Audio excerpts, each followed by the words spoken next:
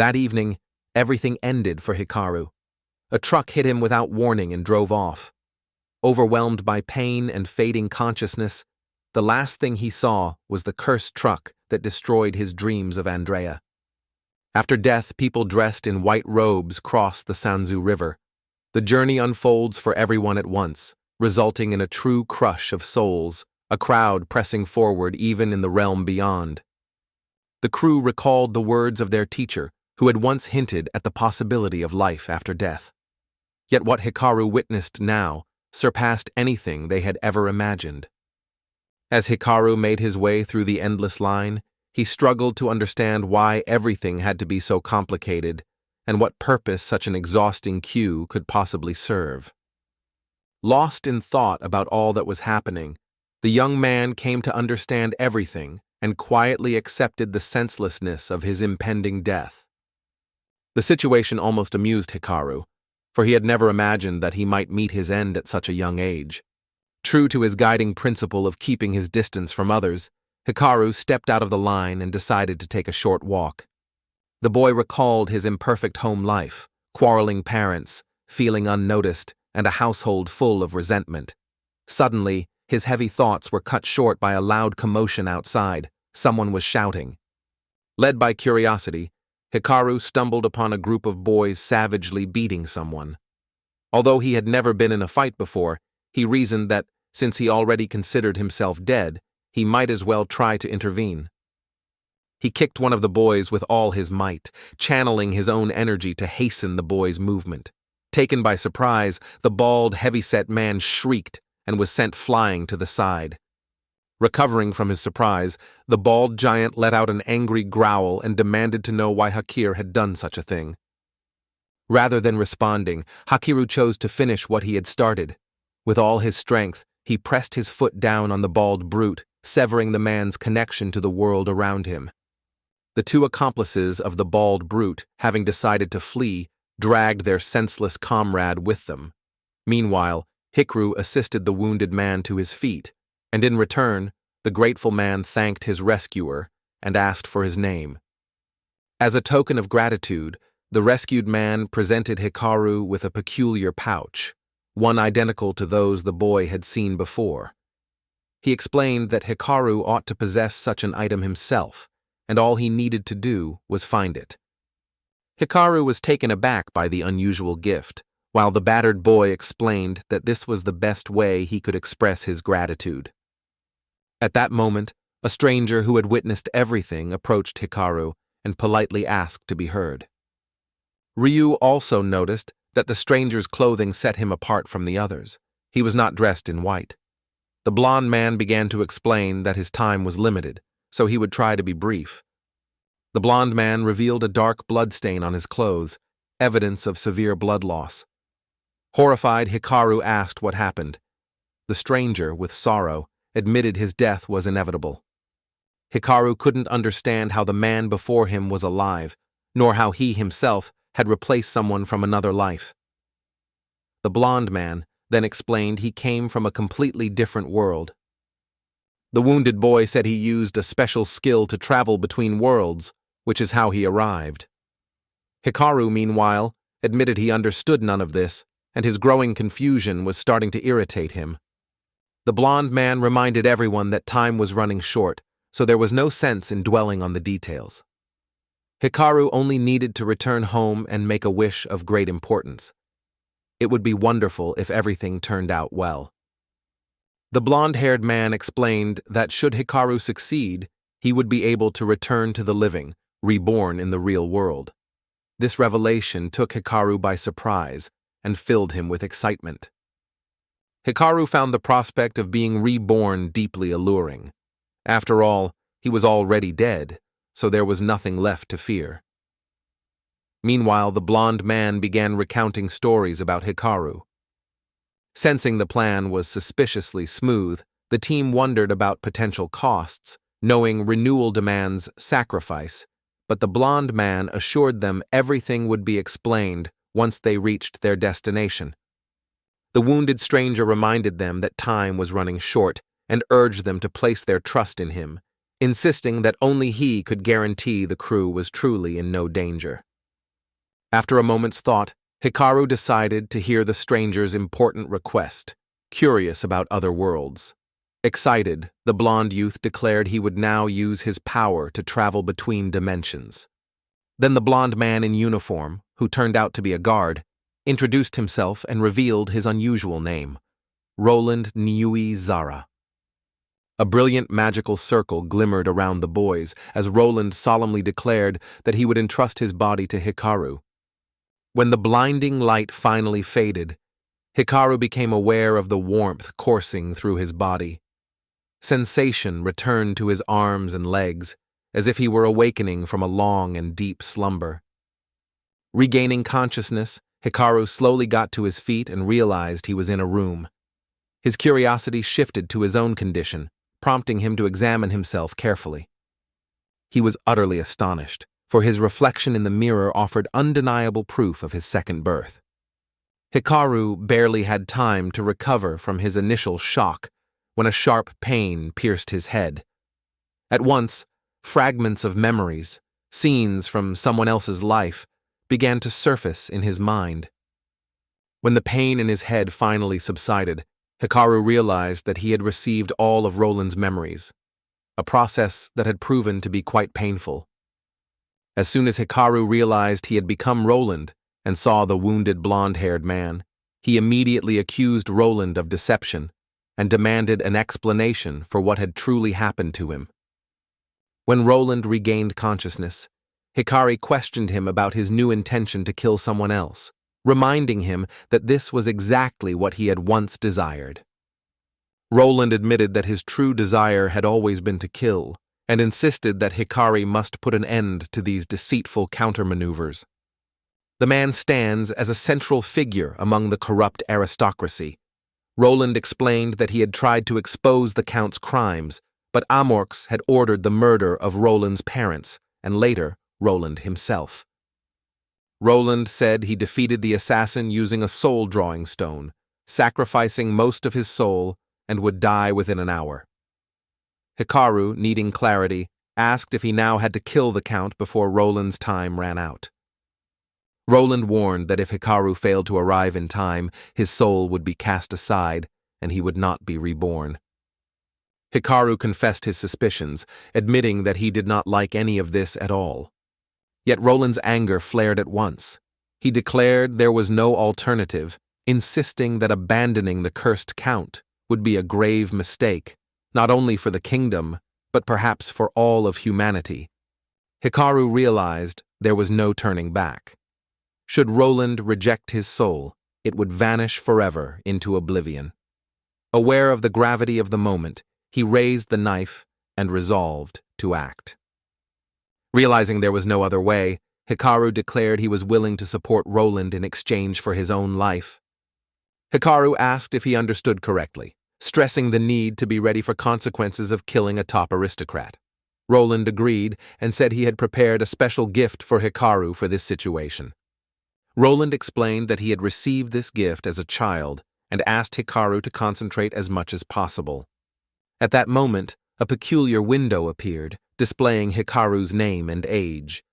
Roland explained that these were likely character attributes, which greatly surprised Hikaru. Hikaru then asked if this was something ordinary. Roland explained that his strength was nearly spent. While he still remained, he would do his best to give detailed instructions on what should be done next. He decided it was time to prepare, certain that one must always be ready for whatever might come. When Hikaru touched the status window, a prompt asked if he wanted to unlock the window of the soul for one attribute point. Curious despite the mystery, he agreed, and strange symbols appeared before him. Hikaru realized that the number of initial characteristic points matched his own age. Concluding that his mission was to eliminate an important individual, he decided that he would need to approach his target with utmost caution. Hikaru browsed the skills but found none boosting agility, realizing he'd need to look elsewhere for attack abilities. Suddenly, the screen refreshed, so he scanned it again, searching intently for anything useful. To Hikaru, using the soul window felt much like navigating a familiar tablet. He soon realized there were only 7 screens, each one displaying a different aspect of a person's vital abilities. Hikaru saw that discovering what the other screens showed would cost 6 points. With just 45 minutes left, Roland warned him time was running out, so Hikaru resolved to uncover at least one secret. Various paths of development began to emerge: magic, strength, agility, flexibility, stealth, and speed. Hikaru reasoned that magic was unlikely to be useful for dishonest purposes. The system's voice suggested unlocking a new skill for a single available point. Hikaru realized that everything came at a price, and he noticed that some abilities lacked any description and remained temporarily inaccessible. The young man concluded that the unavailable abilities could likely be activated only by spending points, so he decided to attempt it. In the end, 3 more skills were unlocked. The life skill allowed for the detection of up to 5 life forms. Magical power opened the path to sensing magic, while perception provided the means to detect scents, sounds, and visual cues. Hikaru anticipated that formidable guards would stand in his way, so he chose to invest a single point each into his life and magical power skills, while raising his perception to the highest possible level. Once his perception had been refined to its utmost, Hikaru discovered a new skill, one that immediately sparked his curiosity. The new skill turned out to be an ability for killing, and Hikaru decided it would prove useful in his hunt for the Count. That would have been the wisest decision, for it was clear that survival in this world inevitably required killing strangers. After refining his skills as an assassin, Hikaru noticed that a new ability had emerged, that of a sniper. Recognizing its value, he resolved to advance to the next level, for such talents were precisely what he needed. Unfortunately, there was no longer any opportunity for improvement, so Hikaru resolved to test his newly acquired skills. He reminded himself that only 35 minutes remained. An unusual sensation emerged, as if the body had vanished entirely, leaving behind only an incredible lightness. He kept bringing up the time, and Hikaru asked him not to rush things, as it was unbearably irritating. Thanks to Roland's memories, Hikaru knew for certain that the Count was in this very city. Without wasting another moment, Hikaru handed the key to the receptionist and left the hotel. Hikaru soon reached the building where the Count was meant to be. Though it was just a 25-minute walk, he was dismayed to find the back doors locked, so, with no other options, he decided to enter through the main entrance. Upon entering the room, Hikaru immediately came across 2 men engaged in an animated discussion about their wealthy clients. To his surprise, they did not even notice his presence. Much to Hikaru's surprise, his skill worked far better than he had anticipated. He passed calmly by the 2 boys in the narrow corridor, remaining completely unnoticed. The partner stayed calm, unfazed, like the steady rain outside. He told the watchful guard no one had come or gone recently, but the guards decided the traces were from alchemists training their daughter. The guards finally calmed down and resumed their patrol, chatting about the pretty girls they'd met at a tavern. Hikaru sighed in relief, having feared his disguise was on the verge of being discovered. As Hikaru explored the mansion room by room, he discovered one chamber where a solitary light glowed. It was said that this was where the doomed Count awaited. Drew wanted to be sure that the person behind the door was indeed who he suspected, and soon recognized a familiar voice berating some baron, his words brimming with indignant outrage. Upon hearing this, Hikaru immediately recognized the voice from Roland's memories. There was no doubt. It belonged to the countermorks. Hikaru sensed the decisive moment. His emotions merged with Roland's, doubt, anger, and vengeance. If he opened the door, there would be no turning back. He would have to kill this man. Still driven by an overwhelming thirst for life, Hikaru, his hands trembling, reached for the cold metal door handle. The cold metal handle felt hostile, but Hikaru gripped it firmly. Despite swirling doubts, he forced himself to believe survival depended on action. Only the villain's death could give him a chance to live. A persistent tremor in his hand reminded Hikaru of how easily he died beneath the cursed truck's wheels. This unfamiliar world was anything but welcoming, where lives could end in an instant. The team grasped the most crucial law of this world and of their own existence: kill or be killed. There was no third option. The game's abrasive announcement reminded him that only 10 minutes remained. Absorbed in important matters, Count Amorc heard the unpleasant creak of a door, but did not immediately look up from his papers. He was certain that someone had entered the room, yet to his astonishment, it stood empty. The brilliant crimson carpet only emphasized the absurdity of the moment, leaving Count Amorc bewildered and at a loss. The Count wondered if someone might be standing behind the door and called out to ask whether any knights were present. When no answer came, Amorc decided it was nothing more than his imagination playing tricks on him. Nork kept rereading the letters, so absorbed in their contents that he remained oblivious to the presence of the one who had come to take his life. As expected, Hikaru announced that the calculation was incorrect. This revelation stunned the aristocrat, who immediately demanded to know who Hikaru truly was. Tension mounted, and the young man realized there was no way back. Hikaru froze in astonishment as Roland revealed his true identity to the Count, explaining it was his duty to end the Count's story. Amorc, unable to believe it, felt a surge of wild fear rise within him. Speaking through Hikaru, Roland announced that he had come to destroy the Count. Roland confessed to Hikaru that he could not come to terms with the thought that he might have killed someone. Possessed by Poland, Hikaru's body advanced toward the terrified Count, dagger held aloft.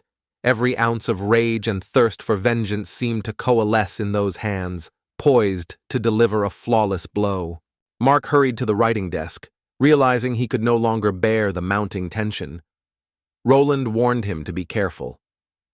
Roland's fury and Hikaru's will to live merged into one, imbuing the body with an extraordinary resolve.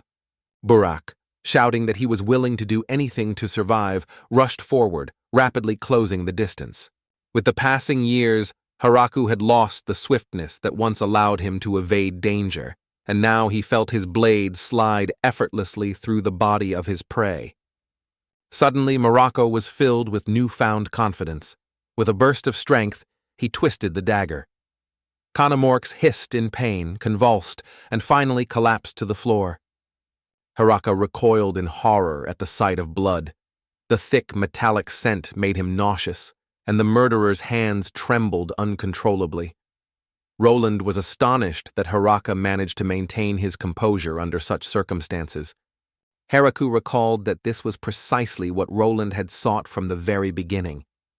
Hikaru announced he was prepared to begin, provided Livia agreed. Yet the girl halted the young adventurer, remarking that it was unnecessary. He explained that he, too, believed this would be best for Hikaru, and that taking this course of action was the right thing to do.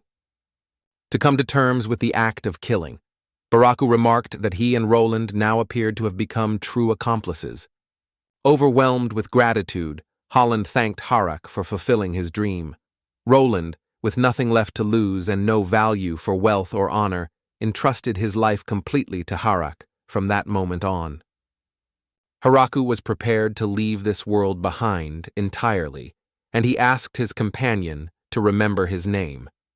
As he spoke it aloud, Hikaru felt a mystical force already beginning to seep into his body. Roland expressed his gratitude to his rescuer for the help, remarking that both his name and his memory would now remain with Hikaru forever. With a weakening voice, Roland promised that he would always pray for Hikaru. Pouring all of his life's energy into Hikaru, Roland promised him a bright and peaceful future. At last, Hikaru regained his senses, but was suddenly distracted by an anxious female voice from behind. A stranger had asked whether he was truly responsible for the Count's death. A slender blonde woman entered the room with confidence, fixing a steady gaze on the man standing beside the lifeless body. Her long, silvery hair lent her an unrivaled beauty, yet what she truly desired remained an enigma. Turning her gaze away from Hikaru, the enigmatic stranger broke the silence, remarking that the bell had already tolled. The guards were drawing near. Roki realized that, Before his death, the Count had managed to ring the small bell, sounding an alarm. Considering the looming danger, Roki thought it best to activate his stealth skill and simply disappear. Unexpectedly, the girl revealed that there was a rope ladder on the balcony which Hikaru could use. The girl's words struck Hikaru deeply. The stranger spoke the truth, yet it was a mystery why she would help someone she had just met for the very first time. The young man hesitated, but the fair-haired woman called out urgently, urging him to save himself and run toward the balcony at once. Her plea spurred him into action, and he raced toward the escape stairs. Instantly, Goku spun around on the stairs, ready to vanish from the balcony. But at that very moment, the guards burst into the room, drawn by the alarm spell. They froze in shock when they saw Madame Louvière standing next to the motionless body. After confirming that the Count was indeed dead, the guards rushed to the balcony in haste. Yet, when they arrived, the furious soldiers found nothing but a rope ladder dangling outside. The guards realized that the killer might be on the first floor and immediately began their search. This Louvière paid little heed to the noise and commotion of the guards, wholly absorbed in the lifeless body of the Count. Meanwhile, Hikaru had already reached the village cemetery. Realizing he had put enough distance between himself and danger, a sense of calm and safety finally washed over him. Once he had calmed down a little, Hikaru realized just how exhausted he was and resolved that he needed to rest. He pondered over all that had transpired. What struck Hikaru most was the appearance of the stranger, who, in the end, had helped him escape. Hikaru had sunk into a deep depression. His conscience tormented him relentlessly over the terrible sin he had committed. He had taken a life. Hikaru chose the path of an adventurer, for it was the only way to earn a living in this uncharted world. Another reason for his decision lay in the Free Adventurers Guild card, which, in this realm, also served as official identification. The first assignment was to gather poisonous medicinal herbs, an ideal beginner task with no quota or time limit. Completing it guaranteed a reward of 200 guilins. As Hikaru slipped deeper into the forest, he soon came upon a beautiful flower glowing with a pure white light. This was the very plant he had been searching for. Suddenly, a large, swift beast burst from the bushes, and it was miraculous that Hikaru wasn't knocked down.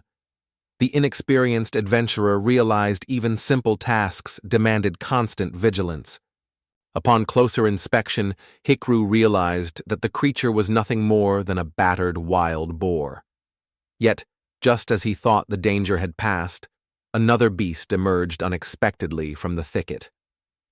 The fearsome and savage-looking creature proved to be a great green wolf, its gaze fixed intently on Hikaru. The young adventurer had learned from the guild that these creatures always traveled in packs and were renowned for their exceptional ferocity. Green wolves could sense their prey from afar, making them all the more dangerous. Hikaru realized that even though several green wolves were preoccupied with hunting a wild boar, he too was within the range of their senses. This posed a serious threat to him. After a few minutes, Hikaru was surprised to realize that the green wolves had not noticed him at all. They were wholly absorbed in tearing apart the carcass of their prey. The Adventurers Guild card unlocked new options, granting blessings per the soul panel. Adventurers could adjust their blessings and gain bonuses to specific skills according to their wishes. On the guild's map, everything appeared as gods. Shorter names meant greater power. Options included gods of magic, stealth, and prosperity, but Hikaru was first drawn to the god of stealth. Hikaru quietly approached the green wolves, gathering the healing yet poisonous herbs without drawing their attention. None of the wolves suspected that a human was nearby. Having gathered enough medicinal herbs, Hikaru decided that he now had everything needed to complete the task. It was time to return to the guild and claim his well-earned reward. The Adventurers Guild bustled with people and laughter as usual. Nearly every man watched the lovely Flora, hoping to invite her out, but she turned down every offer, indifferent to their persistent attention. Hikaru returned to the guild and greeted Flora, the registrar who helped him get his guild card. Surprised by his quick return from the mission, Flora commented, while other adventurers whispered, curious about him. Hikari expressed his wish to take on a new quest, though Flora appeared a little uneasy. Meanwhile, a few peculiar strangers approached the young adventurer. 3 embittered adventurers eyed Hikaru as if he were helpless prey, leaving no doubt that they harbored ill intentions toward him. Hikaru resolved to uncover the intentions of the angry youths by activating his detection skills. Ben confronted Chernenko, asking why he was loitering and wasting time instead of taking meaningful action. Suddenly, Chernenko turned to Hikaru, demanding to know how he dared to give him orders. Hikaru brushed off the insolent Chernenko's hand, signaling he was unwelcome. The adventurers left the guild, vowing not to forget, and Hikaru knew this wasn't over. They would wait for the right moment. Fleur, visibly concerned, wondered aloud if Hikaru would be all right, since quarreling with those rude individuals had been unwise. The girl clarified that they were seasoned adventurers and could pose a real danger. Hikruk smiled and assured everyone there was no need to worry since the boys seemed harmless, but Fleur quickly protested, insisting he was wrong, and that underestimating the situation was utterly foolish. Fleur noted that Chernenko had gained fame within the Adventurers Guild for his remarkable physical strength and was considered a truly formidable opponent. Moreover, Chernenko possessed the blessing of a master warrior, granting him exceptional skill with one-handed swords. Hikaru was astonished and quickly realized that this courageous young man truly bore a remarkable gift. He asked whether he had understood correctly that Chernenko was capable of wielding the skills of the 5-word god. Fleur confirmed Hikaru's assumption, explaining that this was indeed a formidable blessing. This news gave Hikaru no comfort. He recalled learning that a god's name word count set adventurer rank, 4 for high, 3 for rare, 2 for legendary, 1 for mythic. He reflected on his gifts. The god of murder, now under his control, gave him stealth. Chaos granted him the eye of the storm, and he was accompanied by gods of tranquility and peaceful village life. Hikaru realized that, following the Count's murder, new privileges had been added to those he already possessed. Fleur, genuinely concerned for the young adventurer, inquired whether he was all right. Haraku declined to discuss his blessings, assured the administrator he feared no one, and urged a return to business, reminding him the task was done and it was time for his reward. Sitting on the floor, she reviewed her journal containing notes on the task of collecting glowing, poisonous flowers and herrick hands, then carefully packed the gathered medicinal herbs into her bag. Flora was surprised that Haraku had managed to fit all the plants into a single bag. The young adventurer began to suspect that he might have made some kind of mistake. Haraku said he'd gathered every plant he found and wondered if combining them was a mistake, but thought it sufficient for now. Fleur responded that this wasn't what she meant at all. The receptionist explained that the places where these radiant flowers usually bloom are often crowded with large green wolves. She wondered whether those terrifying monsters had failed to appear at all this time. But Haraku assured her that he had seen the wolves. They were still lurking in the forest. The girl wondered indignantly why the green wolves refrained from attacking. At last, Fleur suggested that perhaps Haraku had simply been lucky. The young adventurer chose not to reveal all his secrets and merely agreed with Flora's perspective. The administrator, quite pleased with herself, promised to swiftly calculate the reward owed to Harak. Time flew by, and the pleased administrator soon gave the young adventurer his well-earned reward. Seeing the gleaming coins, Harak's spirits soared, though he wondered at the unexpected generosity of his payment. Harak expressed his gratitude to the enchanting young woman for her excellent service. The young traveler spoke such admiring words that she immediately blushed with embarrassment. The girl asked sadly whether Haraku was already planning to go home, but he decided to stay, explaining that he still had some time left and would like to discuss the new task. Delighted at the prospect of spending some time with the charming young man, Fleur offered to select the most suitable task for Haruka. Haruka agreed to this arrangement, and Fleur promised to resolve everything as quickly as possible. While waiting for the administrator, Haraku remained anxious after the Count's murder. Days had passed with no news, and he wondered what had happened to the girl who had helped him escape. The cheerful girl returned to her seat, but was quickly unsettled by the young adventurer's gaze. Her flushed cheeks revealed her unease, as she was not yet used to such attention and struggled to maintain her composure. Laura asked not to be put in an awkward position, but Herrick, smiling, assured her that the thought had never crossed his mind and she had nothing to worry about. The young adventurer abruptly shifted the conversation, inquiring whether Fleur had heard about the murder of the aristocrat. From the girl's startled reaction, Haraki immediately realized that his question had taken her by surprise. The young woman at the reception whispered that this was confidential information, known to only a handful of people in the entire city. She cautioned that discussions of such matters must be conducted with the utmost care. Fleur asked Haraku how he had learned about the incident. Haraku, surprised to discover the matter was confidential, replied that he could not recall exactly. He only remembered hearing about it somewhere. Taka surmised that if Fleur was aware of the situation, other adventurers were likely involved as well. However, Fleur immediately refuted this assumption. He recounted how government officials had arrived and began inquiring about the newcomers in the guild. They also launched an investigation to determine whether any members of the Adventurers Guild were connected to the murder. Fleur warned that this information must not be disclosed, as it was highly classified and fraught with considerable danger. Hoping to distract attention, Flora calmly announced that she had chosen the most suitable task for Haraku. The young man expressed interest in the proposed tasks and asked for more details. Flora, with a hint of pride, remarked that each assignment had been carefully selected by a professional registrar, none other than herself. She thanked her for such thoughtful care and decided to review the assignment later. At that moment, Fleurik admitted that she found Hiroku somewhat different from the other adventurers.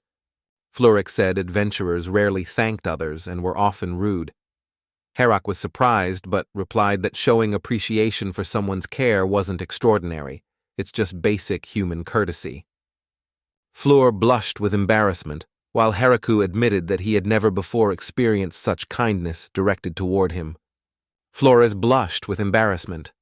The graceful administrator quietly remarked that if there were more adventures like this with Zaraku, her work would bring her joy every single day. Goku did not quite catch the girl's words, but Fleur responded that she was merely thinking out loud. She then asked which task Haraku would undertake. The young man asked for some time to consider his decision. Joyce was faced with a choice among several tasks.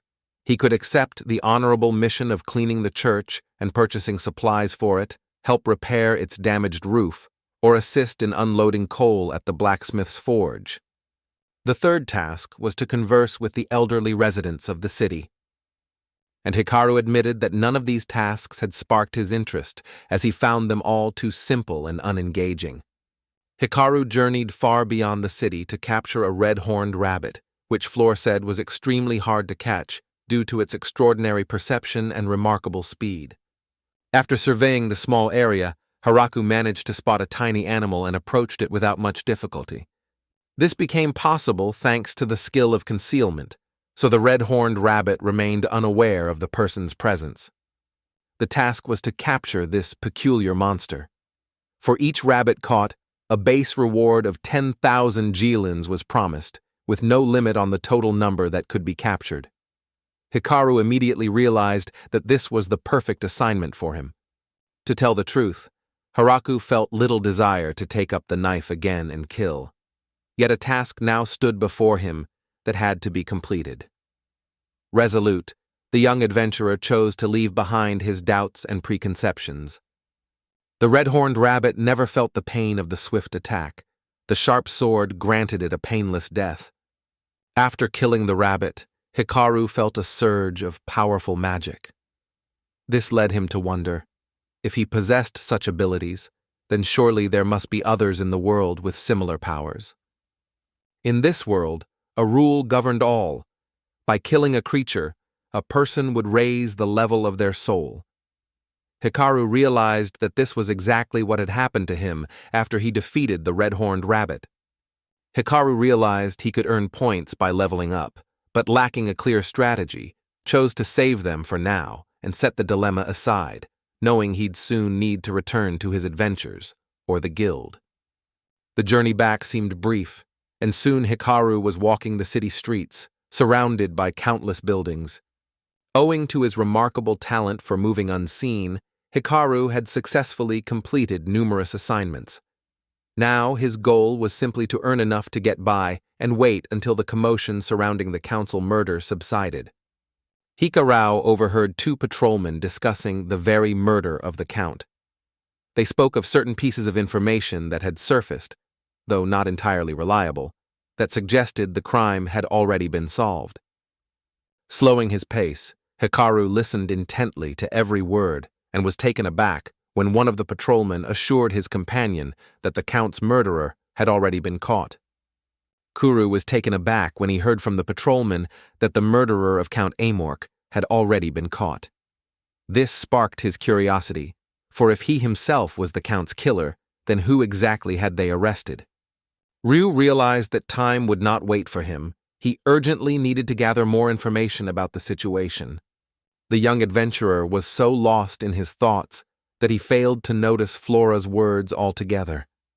Offended by his indifference, the girl asked, displeased, why Hikaru wasn't listening to her at all. Hikaru apologized for not paying attention and asked the girl to repeat herself. Annoyed, Fleur explained assessing the red-horned rabbit would take time, delaying the reward.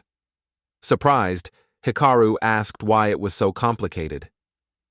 The elderly man, greeted by Fleur as Ken, casually explained that straightening the exceptionally rare horn, beyond even the alchemist guild's skill, would take time. Hikaru, confused, asked Fleur who he was. Ankan answered the question himself, describing himself simply as an admirer. Hikaru found this somewhat peculiar. Thanks to his perceptive abilities, Hikaru was able to discern the appraiser's status. He learned that the man was 211 years old, ranked at level 51, and possessed an available score of 53 points. This left Hikaru feeling somewhat disheartened, and it seemed Unken sensed this, for he asked whether the adventurer wished to know anything else. However, Hikaru assured him that it was fine, choosing instead to reflect on it later. The team realized that this old man and Kinney possessed immense power and abilities similar to their own. However, his strength was far greater, and he had a unique talent for resolving conflicts on a massive scale. Gru realized that the old man had managed to unlock the soul board, a feat he himself had yet to accomplish. It was thanks to this remarkable ability that the old man succeeded in gathering all 7 soul boards. Hikaru reasoned that if the old man possessed such abilities and access to numerous soul boards, he might well be the master of the Travelers Guild. Onken, noticing Hikaru's fixed gaze, asked why he was looking at him as if he were a target. Hikaru said he meant no offense and was just curious about how long the rabbit assessment would take. The old man confidently assured him he'd finish quickly and share the results by evening. Raku was surprised at how quickly everything unfolded. However, Unken managed to retrieve the rabbit in advance and thanked Fleur before leaving. Hikaru asked Fleur if she had finished her work for the day. The girl replied that the rest of her day was completely free, and if Hikaru needed any assistance, she would be more than happy to lend a helping hand. Hikaru admitted he had a small personal question for Fleur. The young woman was clearly unprepared for such an inquiry, so she asked whether this was truly an appropriate moment for such a conversation. The ruler felt too embarrassed by the proposal, so Hikaru decided to seize the moment and take a walk around the city while the opportunity still remained. As he wandered the city streets, Hikaru pondered the news of the invitation he had received from the Travelers Guild. Perhaps Flora knew something about it. Roof sensed someone's gaze upon him and realized he was being watched. Most likely it was the boys from the Guild of Travelers. There was no doubt it was Tronenko and his companions, and they clearly intended to cause trouble. Rukuru realized he needed to come up with a plan, and fast. Picker resolved to use his detective skills to gain an advantage over his rivals. Rounding the corner abruptly, Tronenko found satisfaction in seeing his target trapped in a dead end, and he tightened his grip on his weapon. Once, Tronenko and his companions were stunned that Hikaru was missing from the dead end. Frustrated, Tronenko ordered a thorough search, never realizing Hikaru was right in front of him the whole time. Hikaru chose not to involve himself in the quarrel with the fearless adventurers. Instead, he quietly slipped away from the scene, deciding he had no time to waste on pointless skirmishes. With the help of the map, Hikaru easily found everything he needed. They agreed to meet Flora at a cozy cafe boasting breathtaking views.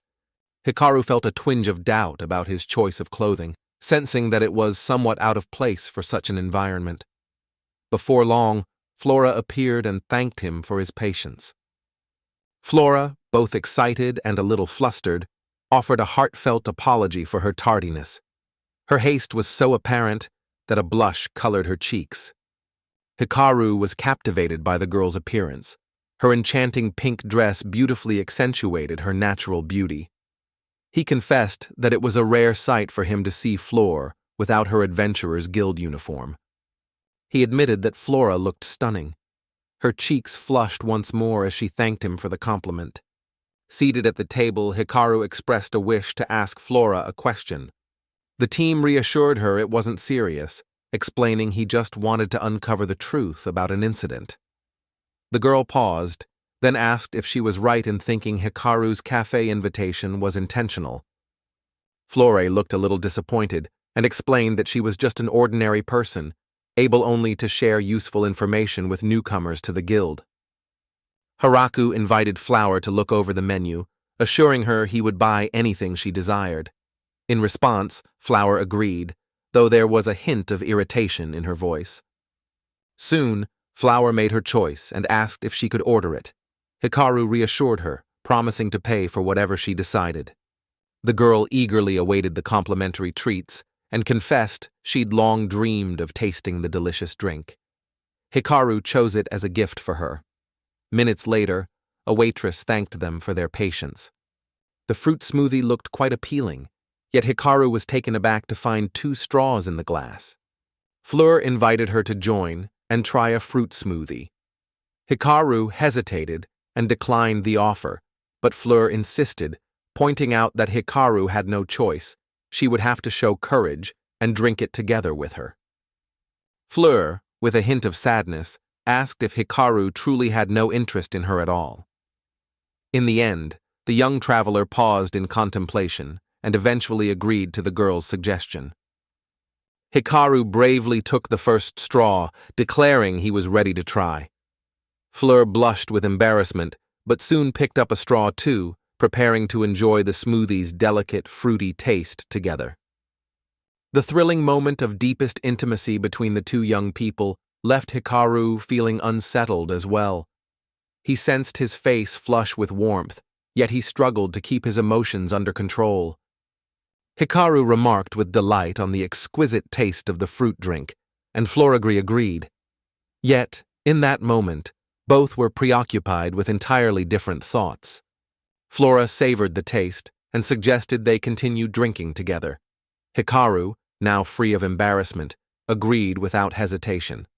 After the delicious fruit drink had run out, Hikaru decided it was time to address the real matter at hand and posed his question directly. Flora agreed, promising to listen carefully to whatever he wished to ask. Flora cautioned that asking about her place of residence would be inappropriate. Hikaru hastened to reassure her, promising that he would avoid personal questions and that there was no need for concern. All these tricks were inherently feminine, and this troubled her, for Hikaru showed no interest in her life. He shared what he had heard, that the murderer of Count Amox had reportedly been apprehended, and insisted that this news required immediate discussion. From the expression on Flore's face, it was clear that she was not eager to discuss such serious matters. Instead, She simply asked how Hikaru had learned of this news. Hikaru said he overheard 2 patrol officers discussing the matter, but Flower was skeptical, noting such info is usually confidential. When Hikaru asked who killed the Count, Flower said she couldn't reveal that secret even if she wanted to. Flora apologized to Hikaru for being unable to help him, expressing regret that he had wasted his time in vain. Para asked them not to worry and apologized for her persistence. The young traveler decided there was no point in discussing the matter any further. Yet Flore could not shake the question of why Hikaru was so intent on pursuing the topic. Hikaru explained that his close friend had endured a terrible relationship with this Count. To be more precise, the Count had relentlessly pursued his friend, constantly causing him endless trouble. Kuru admitted that he was deeply anxious, which made it important for him to learn every detail of the thief's arrest. Flora hesitated for a moment, but then thanked Hikaru for his honesty. In the end, Flora revealed that the murderer was the very person who had first discovered the Count's body. The culprit was immediately sent to the royal court, where his fate would be decided within 3 days. Hikaru felt a measure of satisfaction at having obtained at least some information. Flora, savoring her fragrant tea, added with a trace of sadness that regrettably this was all she could offer. Hikaru gratefully thanked the enchanting Flora for her help, then realized that if the culprit was the body's discoverer, suspicion would fall on the very girl who had aided him. Hikaru felt a pang of guilt, though it was clear there was no point in blaming the girl for the Count's death. Hikaru realized that he had to hurry now. It was time to rescue the girl who had helped him escape that night. 2 carefree sentries stood watch, awaiting the end of their shift, hopeful that nothing would disturb their vigil. At first, he had no intention of quietly having a drink and then going home to rest. The partner was deeply anxious about his duties, but his more experienced colleague reassured him, insisting that all his worries were unfounded and that everything would turn out well. Because of his ability to remain unseen, Hikaru felt surprisingly confident even when standing near the guards, yet he had never imagined that he would one day return to the place where he had committed murder. Before coming here, Hikaru had inspected the guard post and the detention center, yet found no sign of the girl he had rescued that night. It seemed likely she was still being held at the station. Hikaru instantly noticed the increasing number of guards along his path. It was a sure sign that he was heading in the right direction. The main task remained to determine in which room the girl was being held. Unfortunately, all the doors were locked, and Hikaru realized that the ability to pick locks might prove useful. As he wandered through the corridor, pondering how to open the door and find the right room, it seemed to him that with each step he might stumble upon a clue to the mystery.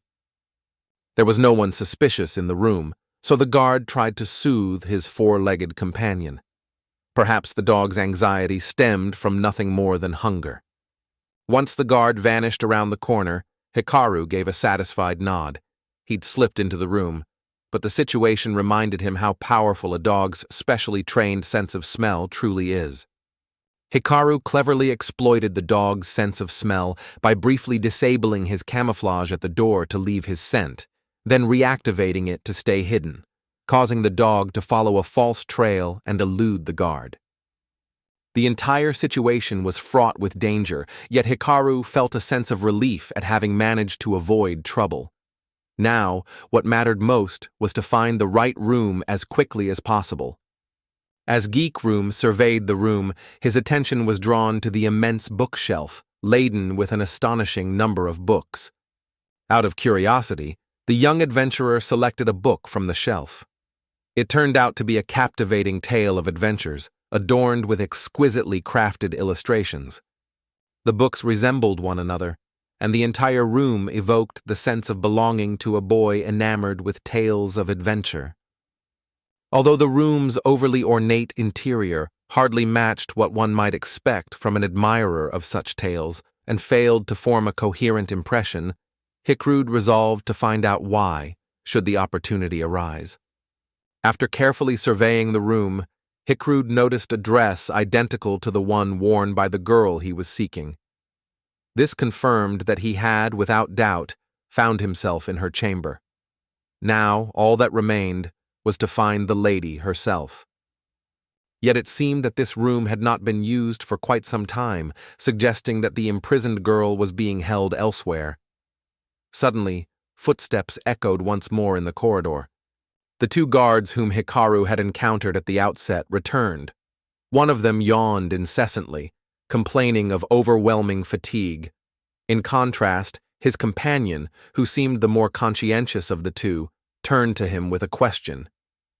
The relaxed young man admitted overhearing his colleague argue with management about the investigation.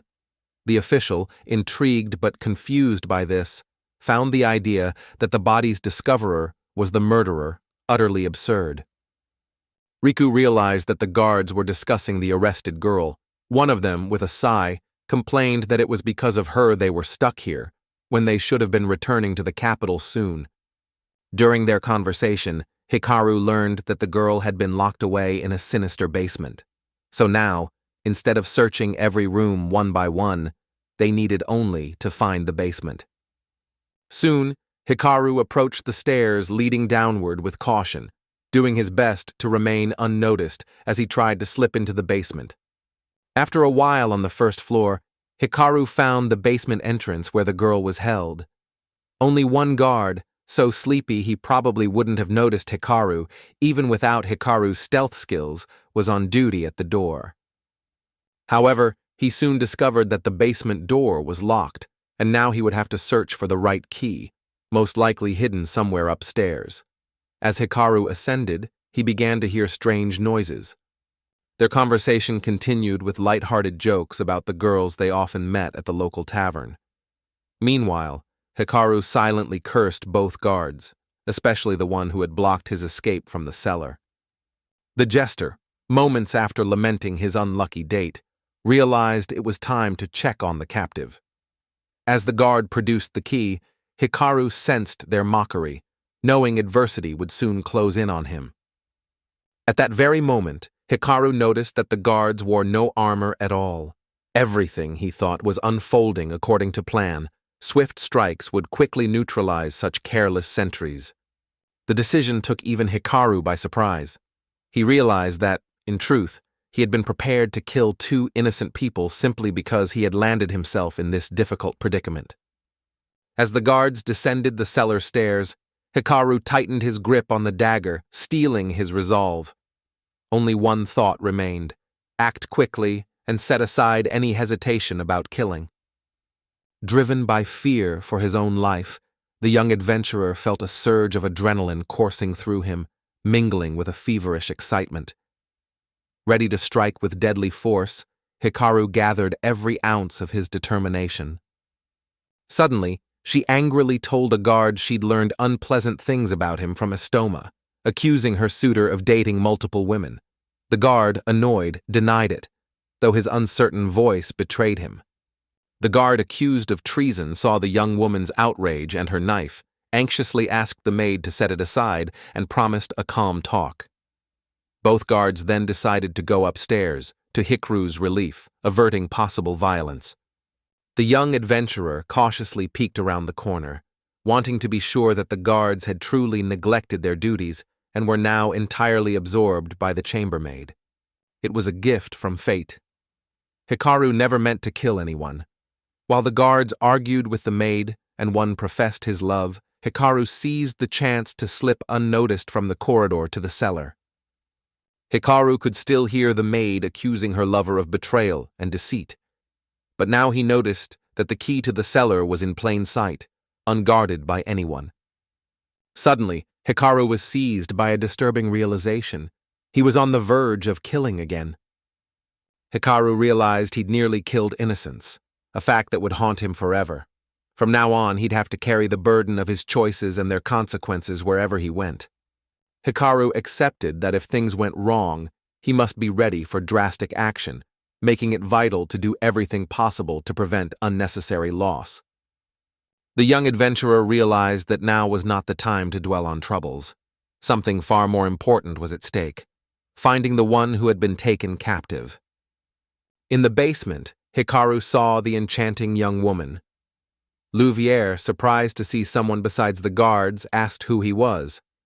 Hikaru revealed he was the escapee she'd helped, the one who killed the count, and had come to rescue her in thanks. Livia showed no satisfaction with Hikaru's bold act and kept reading. The girl explained she was grateful, but escape was impossible. Hikaru realized it was a magical prison. He couldn't even touch the bars. Livia confirmed that it was true. The cage had been constructed by the head of the Alchemists' Guild himself, and only he possessed the means to unlock it. Hikaru was shocked to learn an ordinary person could be the dungeon's key. Louis said they could just kill the Alchemists' Guild leader, but doubted Hikaru could do it. Hikaru asked why Louis was so sure. The girl remarked that Hikaru's thoughts were far too pure, making him incapable of killing an innocent person without cause. Hikaru was deeply impressed by the girl, who had sacrificed her freedom to save him, and asked if she wanted to leave prison. But Miss Livia explained she had a strong reason and felt no regret for her actions. The team asked in astonishment why Livia showed no desire to break free. With an air of indifference, the girl replied that her mission was already accomplished. After all, Hikaru had killed the count. Hikaru set about unraveling the story's intricacies and asked the girl whether, by chance, she was the daughter of the very count he had slain. The young traveler's intuition proved accurate, as the girl confirmed her kinship with the deceased. Hikaru was unsettled. He'd killed the girl's father, but she seemed unaffected. Livia urged him not to judge her, then admitted, voice trembling, she couldn't recall the last time she was truly free to go outside. Hikaru learned the girl was always under house arrest. Livia said her father feared her, but his high status stopped him from acting directly. The whole story left Hikaru deeply stunned. Ovi remarked that Garrick still had no understanding of why the head of the Alchemists' Guild had built this cage and imprisoned an ordinary girl within it. Suddenly, Carol confessed that everything would soon become clear, and in an instant, she began to glow with a magical light. Hikaru, taken aback, stepped away from the cage and, unable to contain his emotions, let out a burst of expletives. Hikaru felt an extraordinary surge of excitement as powerful magic flooded through him.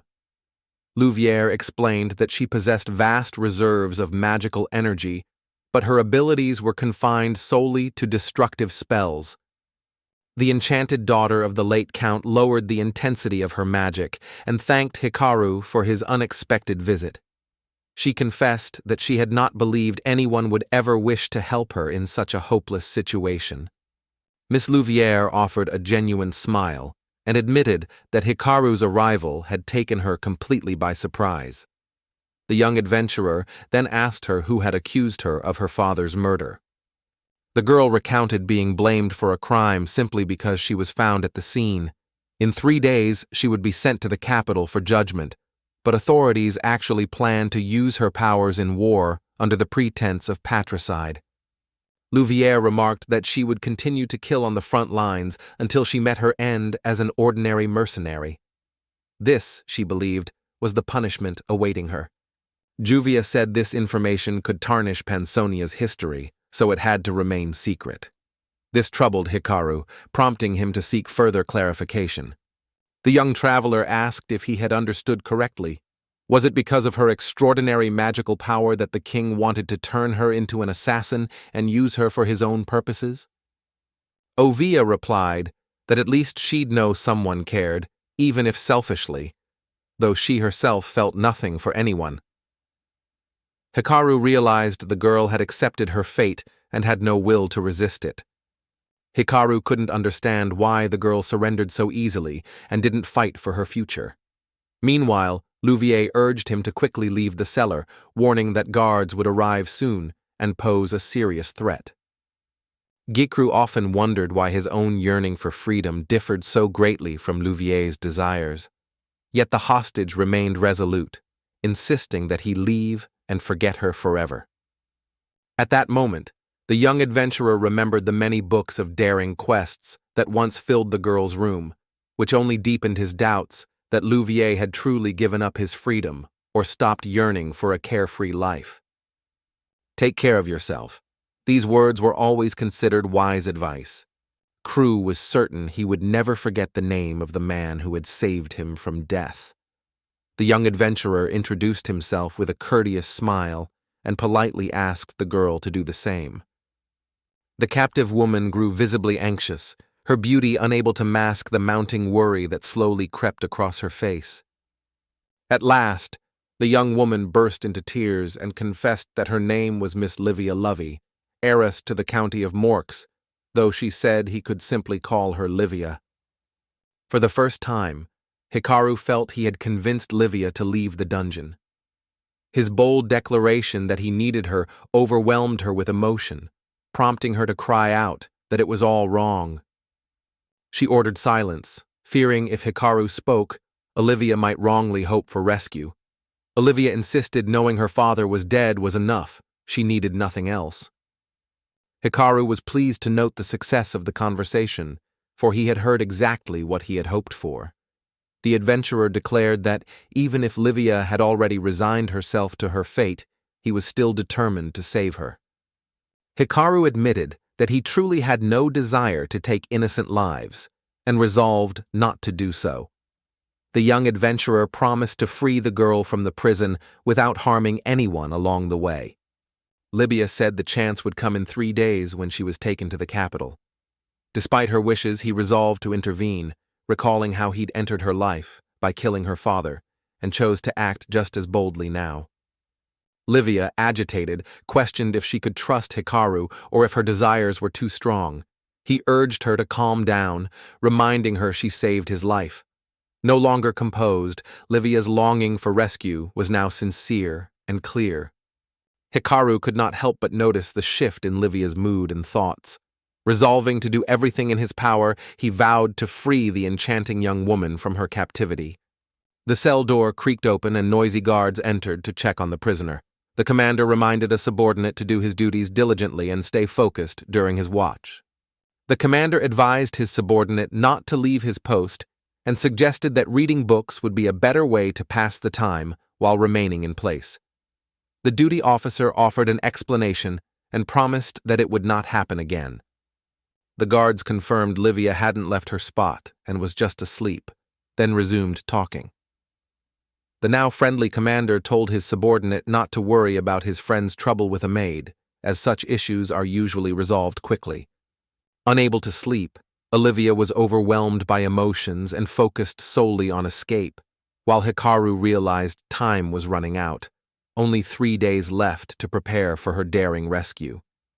Gloria eagerly reviewed the adventurer's reports when something odd caught her eye.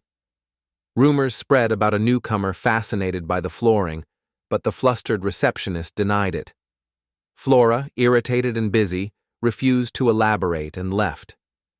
Hikaru knew he had to earn money before rescuing Livia. Without it, he couldn't ensure her safety or a peaceful life.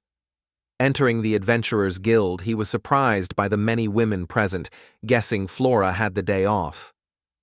The group wondered if the Adventurers Guild hired many attractive young women because some hidden statistic showed that charming administrators actually improved a quester's chances of survival.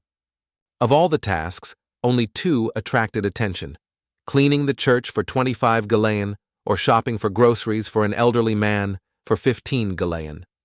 Both tasks seemed absurdly simple, with unimpressive rewards. Hikaru learned travelers were ranked from A, highest, rare, to G, lowest. With a G rank, he couldn't take hard quests. As the guild master examined the red-horned rabbit, the friendly receptionist wondered if Hikaru sought new tasks. The girl proved to be rather modest. She asked to see Hikaru's guild map, and then inquired whether he had any requests. Hikaru wondered why she was speaking to him at all, and only then noticed the lists of new notices she held in her hands. Convinced that he was in no danger, Hikaru handed his sealed card to the young beauty and waited impatiently for Gloria's next move. The mad girl carefully examined the information on the guild card and concluded that the situation had turned out to be quite reassuring. Gloria felt a wave of disappointment upon discovering that the seemingly ordinary man was, in fact, the very adventurer who had been pursuing Flore. Hikaru quickly revised her view of his appeal. He lacked noble lineage, a family name, or exceptional skills, and clearly hadn't angered Flora. After reviewing the information, Gloria handed back the guild card. In the end, Gloria concluded that there was something extraordinary about this otherwise ordinary young man. Determined to discover what it was, she resolved to find out for herself. Beyond the blessings of her civil status, Hikari possessed other gifts as well. As an official member of Julius's Adventurers Guild, she was obliged to respond to the inquiry, especially since Flora was likely already aware of the situation. Gloria smiled knowingly as Hikaru, perhaps doubting her sincerity, insisted his only talents were on his guild card. Though she saw him as ordinary, her intuition sensed there was something concealed within him. Gloria became certain that this adventure was brimming with secrets yet to be uncovered. It was Flora, in fact, who had advised Hikaru to keep his true abilities hidden. Gloria's imagination knew no bounds, and she concluded that her friend Flora had encountered an extraordinary adventurer. The Lake of Rue proved to be so remarkable that Flora chose, for the time being, to withhold her blessing. Gloria reassured herself that her assumptions were correct. She was equally certain that Hikaru was already captivated by her beauty and attentiveness. With polite composure, she offered to grant one of his requests. Gloria explained that the task was simply to deliver a message, which was why Hikaru would be able to handle it so quickly. It was perfectly suited for civilians like him. Hikaru asked if it was truly as straightforward as it sounded. Tasked with delivering a letter to Mage Kelbeck in Bond City for a 200 Gillens reward, Hikaru eagerly pledged to finish it that day, while Gloria suggested they go over the mission details with him first. Radiating charm and never letting her smile fade, the young woman suggested waiting for her by the registration desk. Gloria pondered that the mysterious man named Hikari must have a troubled past, given how secretive he was. Upon leaving the Adventurers Guild, Hikari felt a surge of joy at the prospect of a new assignment, which promised a decent reward. Besides, at first glance, the task did not appear to be particularly difficult. Yet it soon became clear that the young adventurer's path was not free of obstacles, and he would have to summon all his skill in the art of stealth. Hikaru stood on a strange, stench-filled shoreline where living seemed impossible. Activating stealth mode, he made sure he was safe from attacks by the many bats that inhabited this shadowy area. As Hikaru moved through the darkness amid a swarm of fluttering bats, he doubted whether he would even be able to light his lantern in such a hostile environment. A flock of bats took flight, startled by two patrolling men discussing a client's job with good pay. One remarked it would be easier to kill the target and take what was needed than to steal. During the second interview, they were reminded that killing was not required for this task. The second man agreed, emphasizing that their boss did not approve of bloodshed. Two patrolmen spotted unusual tracks, but dismissed them as mischief from bold orphans in the area and moved on.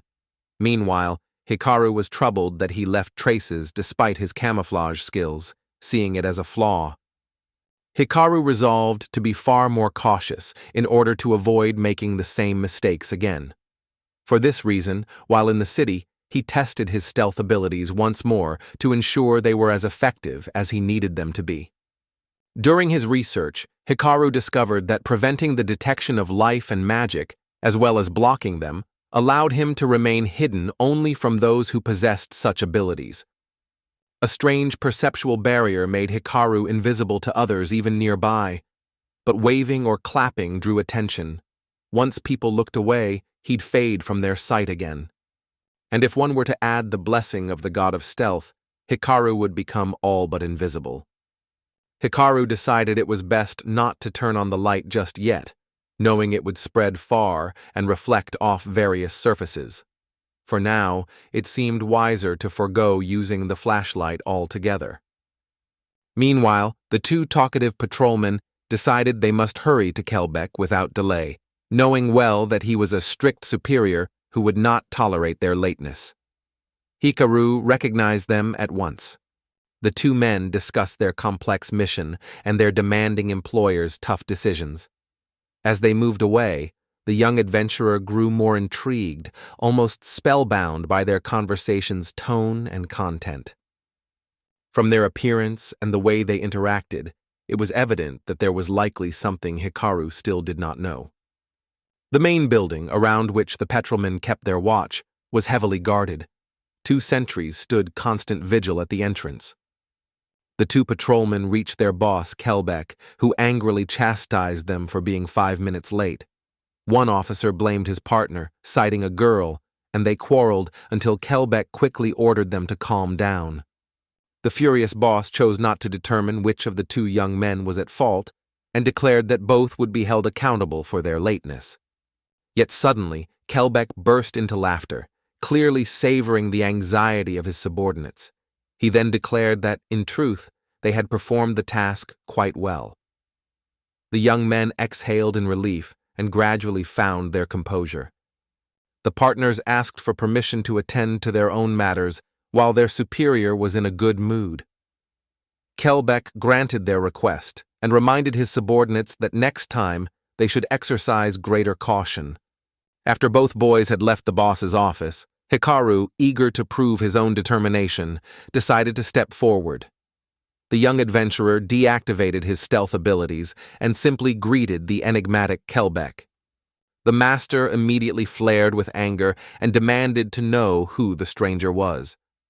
Hikaru apologized for his sudden appearance, explaining that he had not intended to cause any needless disturbance, let alone provoke a confrontation. Kelbeck tried to identify the stranger and how he evaded the guards, as Hikaru handed him a letter addressed to him. The landlord suspected it could be a cunning magical trap meant to destroy him. Kelbeck remained tense, his dagger still raised. Realizing the danger of the moment, Hikaru asked whether it was Kelbeck himself who had given the order. Hikaru explained that he was merely a messenger, tasked with delivering a letter to a man named Kelbeck. He expressed hope that he would not mistake the address, as he was eager to receive his promised reward for the job. Kelbeck grew frustrated, baffled by his fear of an ordinary boy. He sheathed his dagger, picked up the letter, and upon seeing it was from the Adventurers Guild, his sense of danger faded immediately. As he read the letter, Kelbeck was surprised to realize that the Adventurers Guild had chosen such an unusual messenger. After all, Hikaru hardly gave the impression of a seasoned adventurer. Kelbeck remarked that he had only one question to ask, but Hikaru interrupted him first, suggesting that Kelbeck was probably curious about how he had ended up there. Kelbeck was struck by such boldness and demanded an explanation from Hikaru. As the master of the house, Kelbeck offered, though it was more of a command judging by his tone, for Hikaru to take a seat at the table.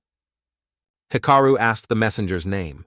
Kelbeck introduced himself and asked precisely who the passage agreements were with, but to the young adventurer the master's question seemed somewhat unclear.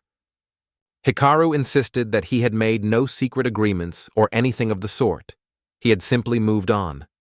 His response caused a wave of indignation and confusion. He decided to leave everything as it was and avoid escalating the situation. Meanwhile, Kelbeck rushed to the front door, determined to discover how this audacious young man had managed to enter his home. Kelbeck asked the guards by the door if they'd seen a strange young man, but they insisted no one could have passed them, since they hadn't left their posts even for a moment.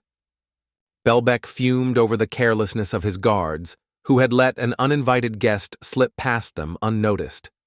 The young men stationed by the door were left stunned. None of them had seen the intruder, and they could not comprehend what was happening. Kelbeck returned to the room, reflecting that if Hikaru truly had been sent by the Adventurers Guild, he would surely have been stopped at the entrance and sent back. In fact, he couldn't recall anyone ever appearing in this room so unexpectedly. Kelbeck admitted that even his seasoned guards had failed to notice Hikaru slipping past them, and asked what it was Hikaru wished to discuss. Hikaru, in turn, wondered whether his unnoticed arrival was merely a random lapse in security. Kelbeck replied irritably that perhaps luck hadn't favored his guards today, but was more puzzled by the young adventurer's bold challenge before a respected citizen. Hikaru was thanked for his stealth and asked to sign a special form. The book, wearied by the company of the impetuous young adventurer, quickly signed the required document and stamped it. Hikaru thanked her for this. Afterward, the young adventurer decided to bid a swift farewell to the host and return to the guild to claim his reward. However, Kelbeck unexpectedly invited the guests to stay a while longer. In a calm tone, Kelbeck asked Hikaru who he truly considered himself to be. Hikaru stated succinctly that Kelbeck was likely either a mage or a member of some secret society with a similar standing. He immediately inquired how accurate his assumptions were. Kelbeck left the question unanswered as Hikaru said he wasn't interested. Kelbeck responded that Hikaru missed the point and advised him to be more mindful of whom he was talking to. Kelbeck said outsiders called them a thieves' guild, but they never stole from commoners. Hikaru agreed, noting that if they did, the two would be fighting to the death instead of calmly talking. In the end, Kelbeck struck Hikaru as remarkably good-natured. The leader of the Thieves' Guild had promised that, should Hikaru ever require his assistance, he need only mention Kelbeck's name, and help would be given, no matter the circumstance. Kelbeck warned that his help would come at a cost, urging caution before asking.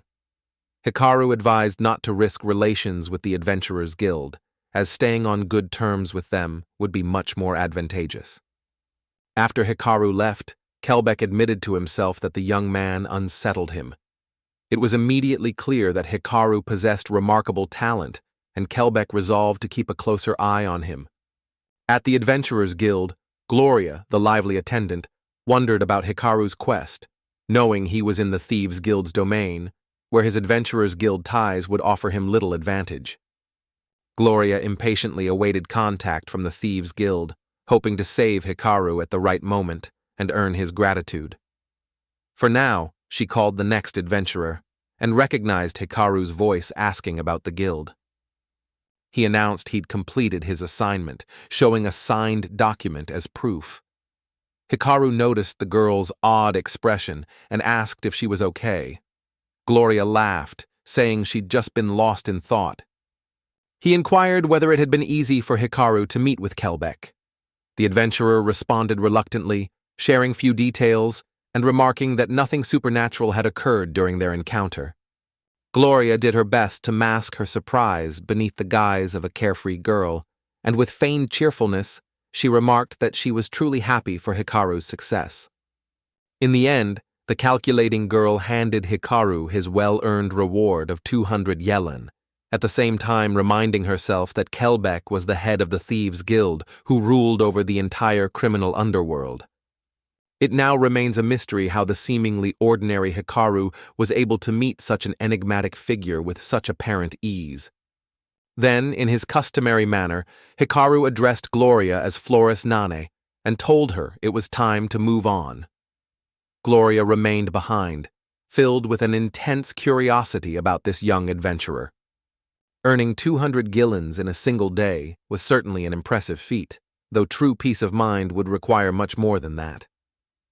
The lively guild bar, however, soon distracted Hikaru from his thoughts about money. Hikaru greeted old Unken, who, in turn, informed the adventurer of a lucrative offer, a red-horned rabbit for sale at a very favorable price. Hikaru was immediately intrigued by the sum, which turned out to be astonishing: 147,500 julens. Such an enormous sum filled the young adventurer with genuine awe, for he had never imagined that this small creature could be worth more than 140,000. The guild card functioned like a bank card, letting adventurers borrow funds from other guilds. Old Unken confirmed. Did Hikaru want 47,000 now, and to leave 100,000 in safekeeping? Hikaru agreed, enjoying his money pouch's weight. Hikaru was amazed by the red-horned rabbit's value. He'd never expected such a huge reward for an easy task. Most importantly, he no longer had to worry about money. Before leaving the Adventurers Guild, Hikaru decided there was something he needed to know. He approached old Ken and asked if he might trouble him with a few questions. Beside the red-antlered king, Hikaru finally gathered the sum to save enchanted Livia. Now, only 2 tasks remained: find more clues about her location and advance his level by 2 more steps. Deep within the forest, Hikaru realized he had stumbled upon the perfect spot to silently hunt monsters and gradually hone his skills. The day before, having received a generous reward for capturing the red-horned rabbit, Hikaru decided to seek Unken's wisdom and ask the old sage a few questions. The young traveler asked the guild leader whether there were any dangerous monsters nearby that he should avoid to stay out of trouble. Sly Unken sensed an underlying motive in the question and inquired why Hikaru was so interested. Hikaru immediately realized that old Unken had sensed something, relying on his extraordinarily sharp intuition. For this reason, he resolved to be extremely cautious when speaking with him. Hikaru, trying to sound convincing, explained he only intended to hunt in the forest and not approach such a creature, though he had even thought about venturing deeper into the woods. The young adventurer even spread his hands for emphasis, cautiously noting that he simply wished to learn where best to stay in order to avoid too dangerous situations. It remained unclear whether old Anken believed Hikaru's words, yet the guild master insisted that 4 kinds of monsters must always be watched closely. Ken listed the monsters in order of danger, naming the green wolf as the most threatening. Next came the enticer bee, followed by the forest barbarian, with the goblin ranked last. Hikaru, surprised, asked if goblins were truly so dangerous. The head of the Adventurers Guild confirmed her suspicions and recounted a recent incident. Not far from the settlement, a man had encountered a goblin, an event that ended in true tragedy. Everyone knew that spotting 1 goblin meant at least 300 more were nearby, a warning Haraku took to heart, realizing the real threat goblins posed and silently thanking Unken for his caution. The young adventurer admitted he knew nothing about wandering bees or forest barbarians. Old Unken, looking every bit the wise teacher, explained that wandering bees were peculiar, with notably underdeveloped wings. Typically, these bees move about on their own, but in an instant they can summon their companions, and then they attack as one. The forest barbarian stands over 3 meters tall with 4 strong arms, a single eye, a vaguely human, muscle-sculpted form, and ferocious demeanor. Hikaru agreed it sounded like a truly fearsome monster, as Unken described. It was suggested to avoid monsters by keeping a safe distance. Grateful, Hikaru asked where to avoid. The tired guild head sighed and advised staying away from deep forests and mountain foothills. The eastern lake is equally perilous, with countless monsters attacking anyone near the water. Having learned enough, Hikaru discreetly thanked old Unken to avoid suspicion and got ready to head into the forest. To get the best results, Hikaru went straight to East Lake, which Unken called the most dangerous, full of monsters. With little time, he chose not to wait for an ambush and began searching for prey himself. At the same time, Hikaru understood well that exterminating minor monsters would be disadvantageous for him now. Such distractions would only slow his pace, stealing precious time.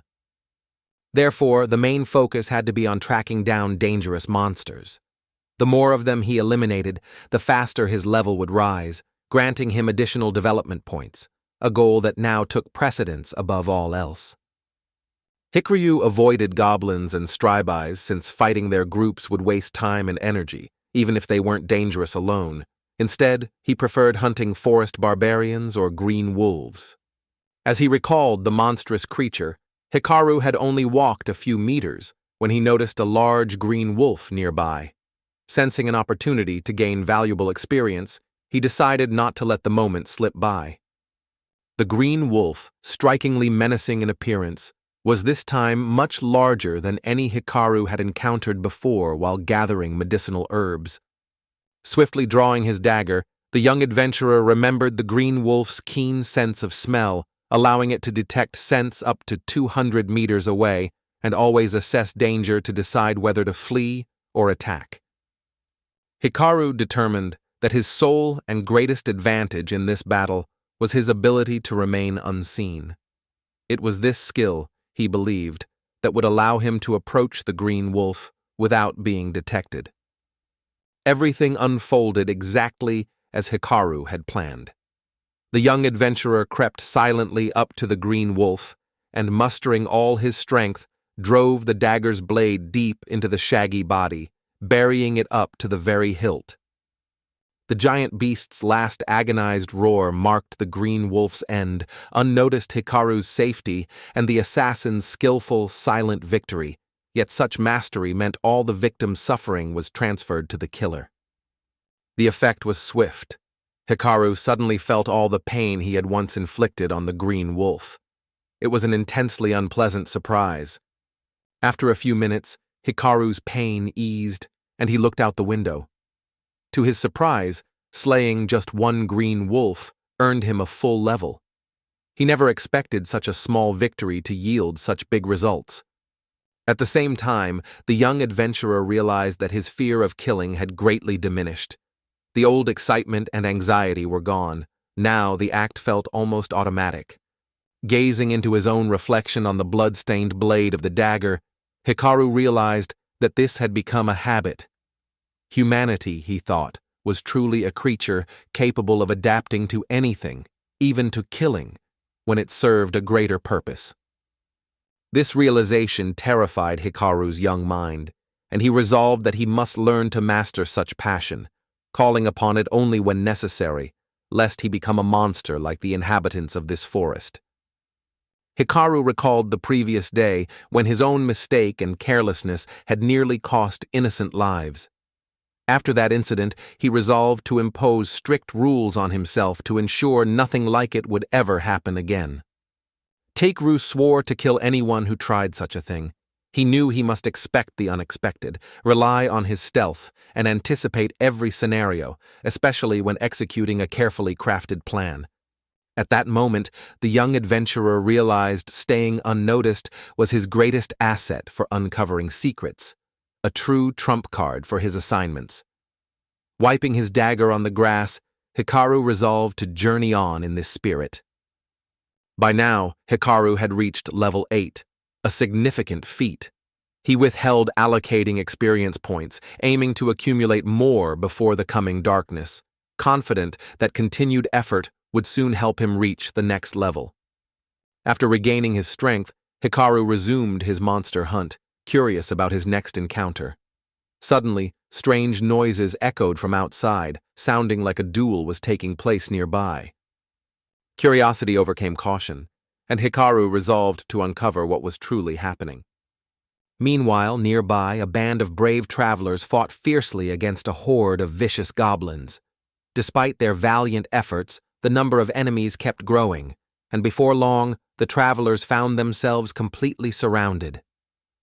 The swordswoman Pia, aware of their dire situation, asked healer Paula to stay behind her, while their third companion, archer Priscilla, though skilled, was also unable to change the outcome of the battle. As a mob of enraged goblins closed in, Paula was overwhelmed by fear, realizing their chances of escape were nearly zero and bitterly regretting ever coming here. She recalled how, at the Adventurers Guild, an uneasy feeling had settled over her the moment a team composed exclusively of women was invited to join forces for a shared quest. A group of rather dubious-looking travelers was planning to gather rare plants near the eastern lake.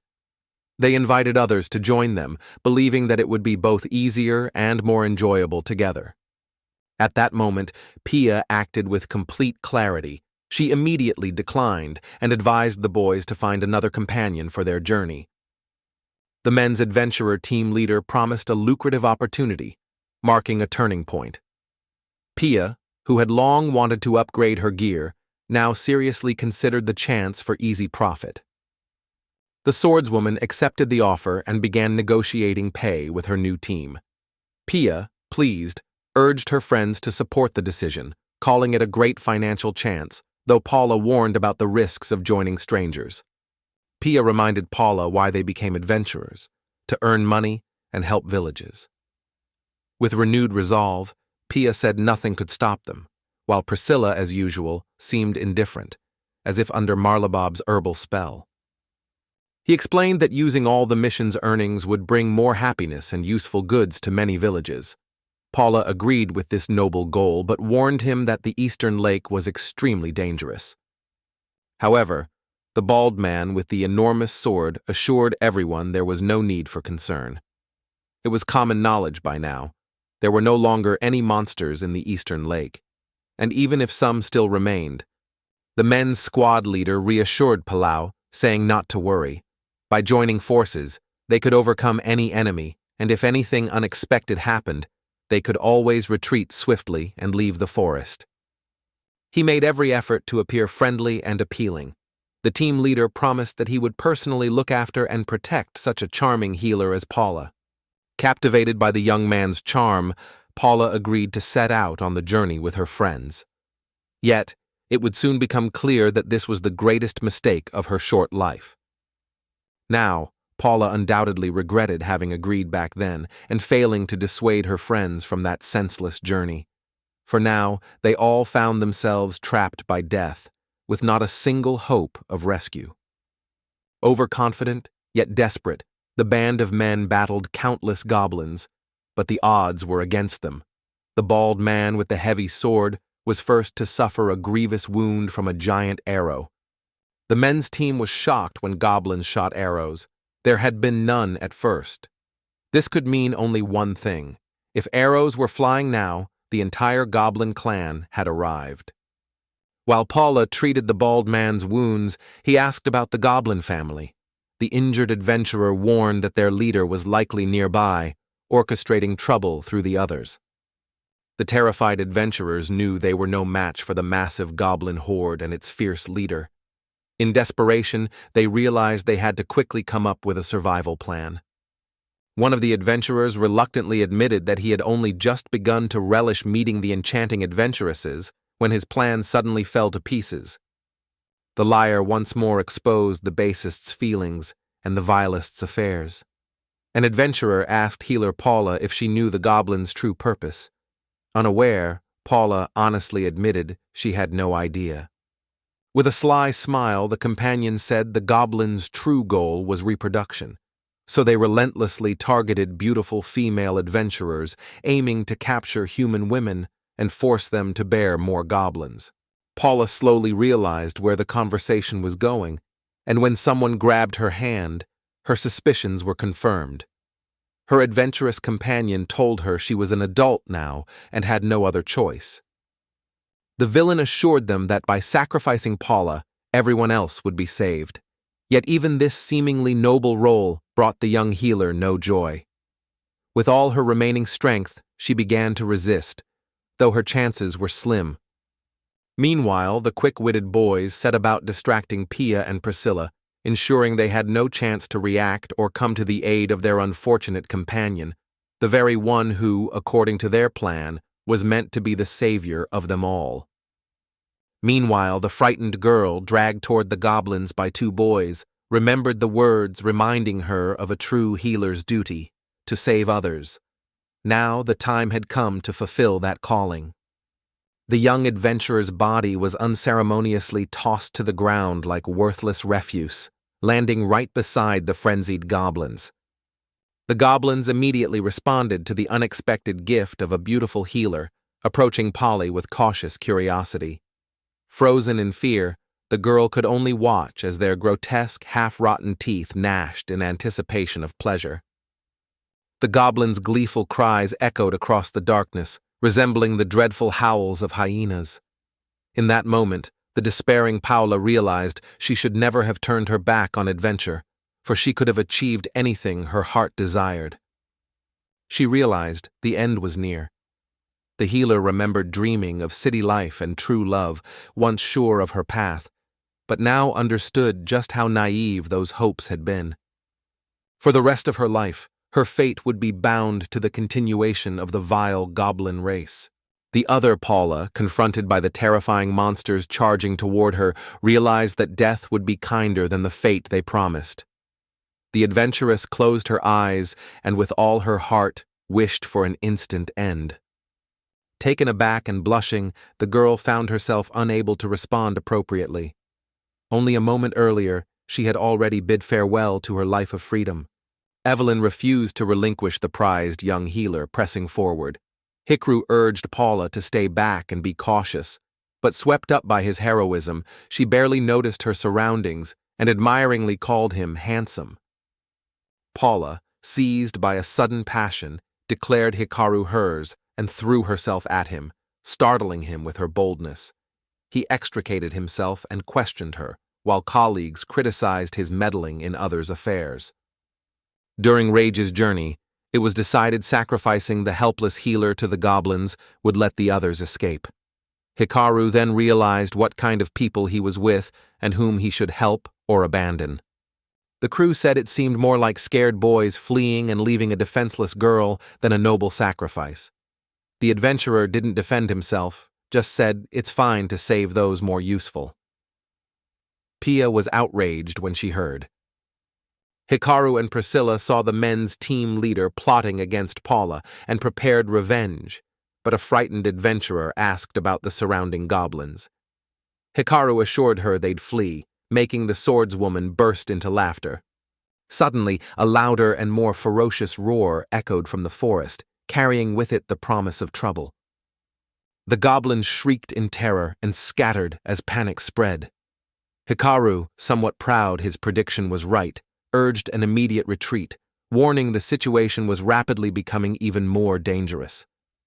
The group of fellow adventurers was the first to flee in a panic, showing little concern for the fate of the others. Hikaru cast them a scornful glance, calling them disgraceful cowards. Priscilla and Pia thanked Hikaru for saving Paula, but he just checked if everyone was okay and unhurt. The girls were fine, and since Paula was both a healer and sorceress, they agreed she could care for herself. She could not contain her anger or stress, her whole body trembling.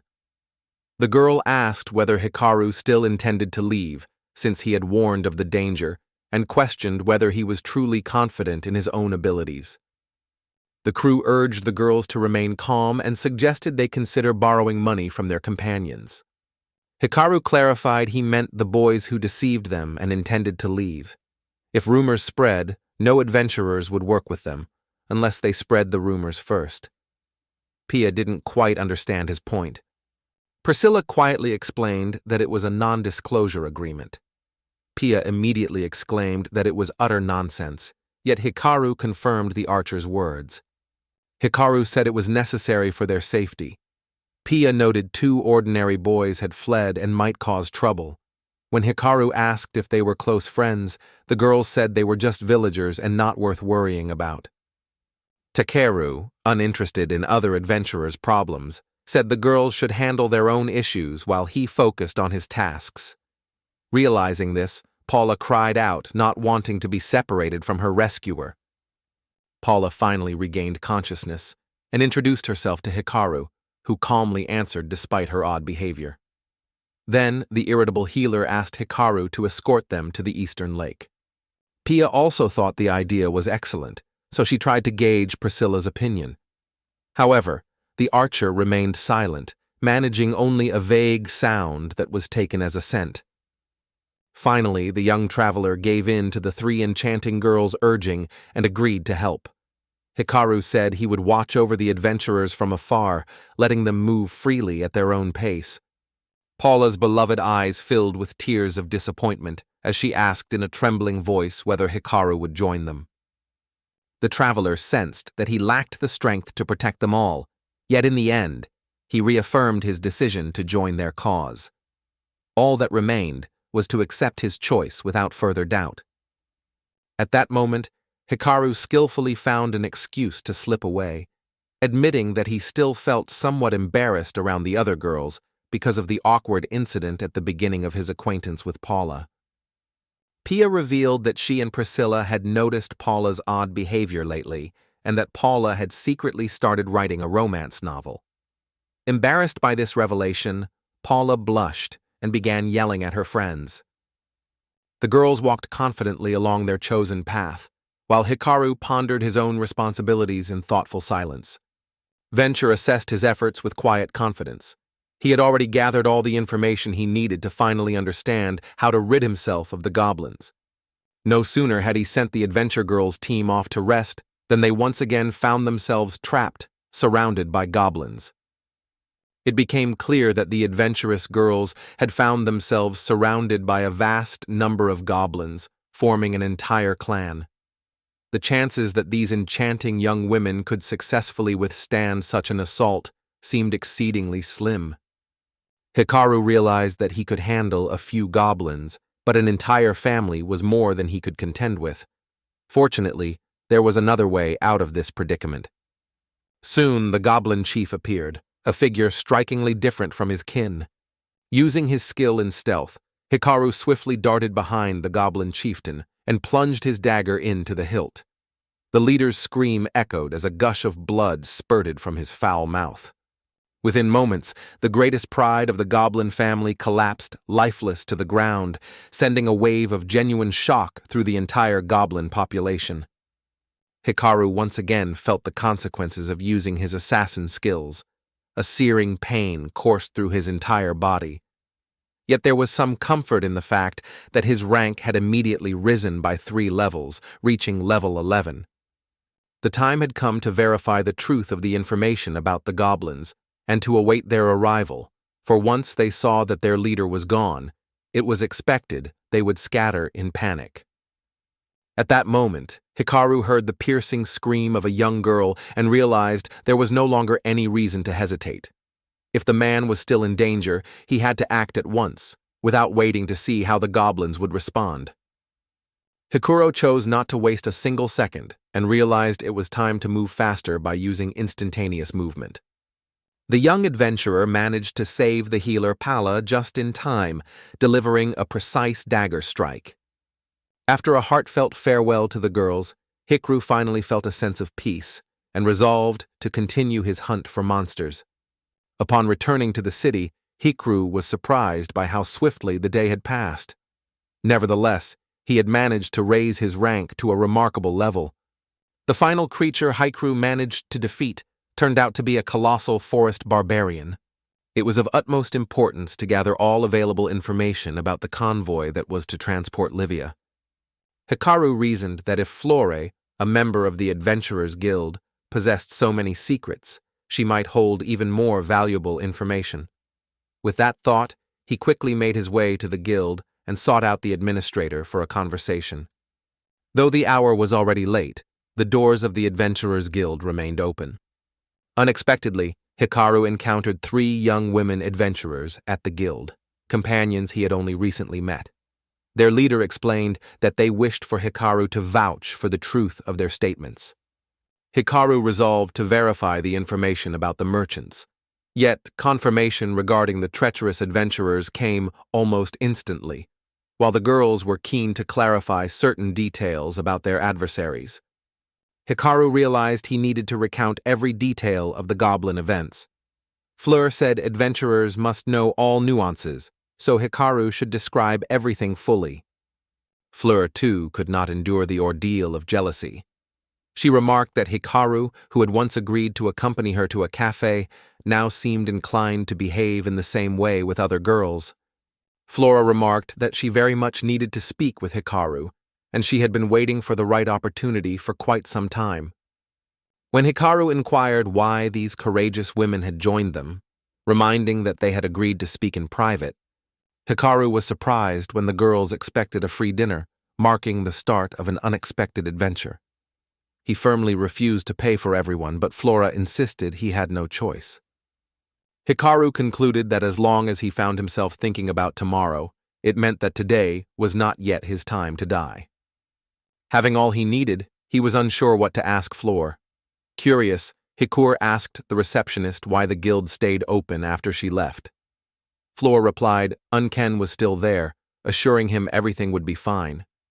She added that they also had an assistant master and another administrator, both currently on a business trip to the capital, but expected to return later that day.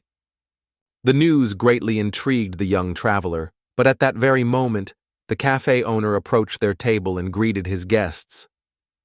During the introduction, the manager quickly recognized Hikaru as the one who caught the red-horned rabbit and offered a generous price, but Flora stopped him, reminding him the guild had exclusive rights to the creature. The manager laughed, saying he was much more interested in the rabbit's usually discarded entrails. He requested they be brought to him for examination, promising a generous reward in return. The manager, referring to Hikaru as a child, made this request with a hint of condescension. Yet the young researcher questioned whether it was appropriate to address someone in such a manner during a negotiation. The manager, noticing Tikru's mature demeanor, apologized for his earlier words and offered the group any dish free of charge, much to Tikru's delight, since he'd hoped to avoid paying for everyone's food. Still laughing, the manager remarked that, instead, he would prefer the young traveler to consider the possibility of making a profitable deal. The offer of a free dinner made Hikari pause and consider. Meanwhile, the girls beamed with delight, already imagining what they would order. Silas remarked that Pi was far too greedy, betraying herself completely. Yet Paula could not help but notice that Silas herself was practically drooling over the table. He apologized both for his own behavior and that of his friends. However, Hikaru reassured the young woman, telling her not to worry and asking her not to address him so formally, since he was the youngest person at the table. Paul misunderstood the adventurer's request and addressed him as Hikaru, but the boy clarified that this was not the correct form of address. Embarrassed, the healer then introduced herself as a night servant from. Flor asked in astonishment whether Hikaru had truly managed to evade such an enormous crowd of goblins entirely. Ruruku decided to come clean and explained that he had only defeated their leader. The others had scattered in fear. Kuku explained that he had managed to accomplish all of this thanks to an instruction manual which, though outdated, had proven to be remarkably useful. Laura praised the young man for his passion for reading, but Hikaru explained that it was not just about the enjoyment of books. Reading had become a means of survival for him in these harsh conditions. Hikari said attacking all the goblins at once with just 2 brothers was pure foolishness, and Flower agreed. Their comment made the adventurer girls feel ashamed, as they had acted just as recklessly themselves. Pia once again expressed her gratitude to Hikaru for their remarkable rescue and asked how they might repay him. Priscilla, who was usually reserved and quiet, suddenly exclaimed that they would offer Hikaru their purity. Paula immediately embraced the idea and seemed ready to put it into action without delay. However, Flor intervened, voicing her objections and pointing out that this would cause significant discomfort for Hikaru. The young adventurer explained that there was no need to pay him at all. He merely wished to discuss a few matters with Flor, and that would be more than enough for everyone involved. He was told to only say he had saved them, and nothing more. Flor agreed, knowing detainee interrogations had started, and revealing that Hikaru was the true rescuer would no longer make sense. Fleur agreed to drop the matter and promised not to bring it up in the guild, disappointing Paula, who felt some hopes dashed. Hikaru said he still had questions for Fleur, and she willingly agreed to hear him out. Hikaru inquired about the special escort unit, asking whether they had already reached Pond. From Fleur's reaction, it became clear that she was aware of something. Hikaru noted that, as far as he understood, members of the Adventurers Guild also formed part of the elite squad. Hikaru asked if these were really the ones meant to return from the capital. Fleur, impressed by his intuition, paused thoughtfully before answering which adventurers had joined the escort, adding to the suspense. At last, Fleur confessed that the escort was led by a team of 4 highly ranked young women. They had promised to arrive that very night. The team noticed Pia's strange reaction and asked whether the V level was truly so important. Fleur explained that it was indeed serious, as this level ranked among the very highest. Still, in the entire capital, there was only 1 girl ranked A, and just 10 such girls altogether, including those previously mentioned. To Hikaru, the number 6 seemed significant enough to qualify as rare. It was noted on the floor that Hikaru appeared to have never visited the city before, and, when compared to the lake, there were 50 times fewer girls here. A young female administrator explained that this courageous team of girls was known as the 4 Eastern Stars, and that they boasted a flawless record of success in every mission they undertook. From the information provided by Floor, it became clear that Livia would be accompanied by travelers of rank B. 4 girls, known as the 4 Eastern Stars, were renowned for their extraordinary strength, a rare quality, for there were only 10 such individuals in the entire capital. That evening, the Adventure Girls team was expected to arrive at the guild. Eager to learn what they were truly like, our group resolved to investigate. It turned out to be a team of male adventurers known as the Distant Beautiful Star. The team leader announced that he was an adventurer of rank C, and Unken expressed boundless gratitude for their arrival. At that very moment, Hikaru activated his life detection ability and was astonished by what he discovered. The young adventurer realized that besides Ken, there were 2 other administrators and the deputy master present, while the remaining 3 had come merely as escorts. They differed from the flora the girl had once described to him. The team was led by Nugusa, a swordsman of rank C, yet his skills were insufficient to detect Hikaru. The other 2 adventurers posed no real threat and could be safely disregarded. Unken questioned how they intended to complete the escort mission with only 3 people, noting that such tasks typically required at least 4. The Naga likely declared their affiliation with the Sea Rangers, reminding everyone that attacks were rare along this route, and even if danger did arise, they assured that any threat could be easily repelled. Nagisa declared enthusiastically that his team was no group of simpletons and, without a doubt, was stronger than the Eastern Stars. So, he said, it hardly mattered that there were only 3 of them. According to the deputy master, Nagi was assured that there was no cause for concern, as their abilities were beyond question. He also mentioned that he had already reserved a table for the entire team. Annoyed, Unken asked if they really planned to drink before tomorrow's work, but the deputy master assured him it was fine. They wouldn't leave until noon and would reach the capital by sunset, so all would be well. The deputy master Rogzo joined the adventurers for a meal at the local eatery, eager to celebrate the onset of their new mission. The Ankanas were left astonished by their remarkable guests. The situation seemed highly suspicious, and he struggled to understand the Adventurers Guild in the capital. The young female administrator explained recent adventurer promotions were due to the war, not individual ability. Therefore, the government raised rewards for completed assignments. Unken called these measures highly questionable, but conceded that an escort might have changed things. Perhaps everything could have turned out well. Unken inquired whether the young woman was acquainted with Rollins. The administrator of the capital explained that, as far as she knew, Rollins had been a captain in the army of knights, though she had never heard of Kenzie before. He was in high spirits, convinced that fortune had favored him. The entourage consisted of only 3 people. All that remained was to gather the necessary information and prepare for the attack. A daring rescue operation in Libya was scheduled for the following day. Outside the council building, 2 guards waited for the motorcade, animatedly debating whether the beautiful Livia had truly killed her own father so mercilessly.